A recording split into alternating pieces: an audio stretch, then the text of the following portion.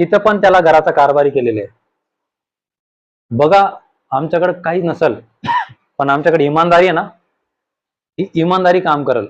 हा प्रामाणिकपणा, विश्वासूपणा देवाचं गौरव करल. आता पुन्हा एक असं घर त्याच्या वाट्याला आलेलं आहे. हे खूप मोठं घर आहे.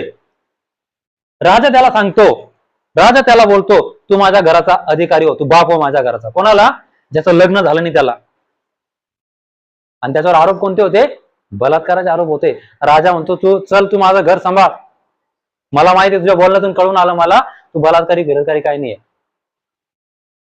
कोण त्याची बाजू घेते माहितीये? आता राजा त्याच्या सोबत आहे. देव होता, आता राजा त्याच्या सोबत आहे. प्रियजनो, योसेफ चौथ्या घरात आलेला आहे. पण माहितीये, या चौथ्या घरात आहे ना, त्याने फक्त चांगुलपणा दाखवला.